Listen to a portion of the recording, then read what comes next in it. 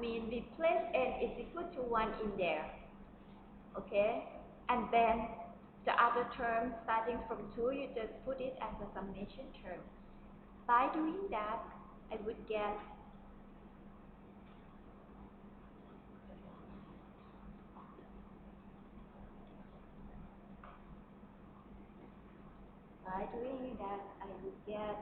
now these two terms can be combined by together. I would get 2x times the first derivative of y1 minus 2y1 plus b1 x squared times summation of n starting from 2 to infinity. And these two terms, I just combine them together to get this one. We know y1, right? So do we know the first derivative of y1? Yes, of course, you just do the first derivative of this term. You would get summation of n plus 1 times x to the power n divided by n factorial to the power 2, and n starting from 0 to infinity. And then you just plug this y in here. Okay? And we know y1. You put the value of y1 in there. And b1 x squared. And this is the last term that we combine them together. And then from that, we have x here. This x can be combined with x to the power n to be x to the power of n plus 1. Now, this 2 you have x plus 1, x plus 1. This one also x plus 1, but this two term is still n is starting from 0, so you cannot combine with this one. So the things that you can do is just that you should place the value of n equal to 0 and 1 with these two terms. And then these two terms will have the summation starting from 2. By doing that, I would get, okay, we place n is equal to 0 there, n is equal to 1 here, there. Okay, we would get this.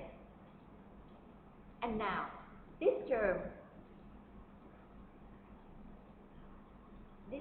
starting from 2, right?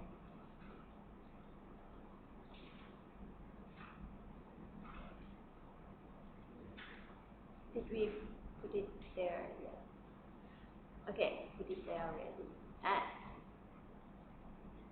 we can combine this term, and this term together. But this term, we just take it out. So we would get 4x squared minus 2x squared plus b1x squared plus summation of this term, and this term.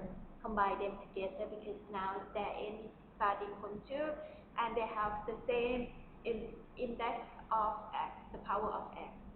Okay. These two terms, we can combine them together, right? Because 4 minus 2 equal to 2, and then they are in the form of x squared. And then you do comparing of the coefficients, you would know that 2 plus b1 equal to 0, so our b1 is equal to minus 2. There. And then another relationship that we got, which is the recurrency of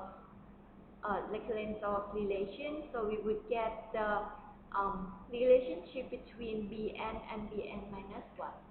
So from that, and this relationship should start from 2 to infinity because the summation is starting from 2. So from that, we can write down the relationship of bn. So you just put the value of n equal to 2 to 3 to 4 there. Then you would get the value of 2, the value of 3. As you can see from here, it's not a radian, so I don't do it to the end because it's not. There is no relationship between any number for b. So just stop right there, and then now I'm going to write the answers of y2. y2 is equal to y1 ln x plus the summation of n starting from 1 to infinity of bn x to the power of n plus 1. Which is equal to, you plug n is equal to 1 here, you would get x squared plus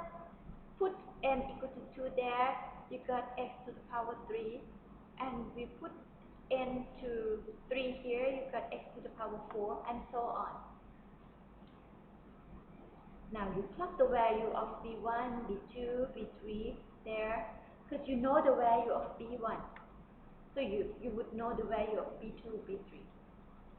And that's it. You don't need to do until infinity, but as they know, you know, if you want to find where x to the power 5, you know if x to the power 5 n is equal to 4, then you put n equal to 4 there to get the value of b4, something like that. Okay. Now we can conclude that our solution is y is equal to c1 y1 plus c2 y2. Okay. Which is y1 is equal to a0 times summation of n starting from 0 to infinity of 1 over n factorial to the power 2 times x to the power of n plus 1. And y2 is equal to y1 ln x, and then take the value that you know in there, and then you can put it as until infinity like that. And that's the answer.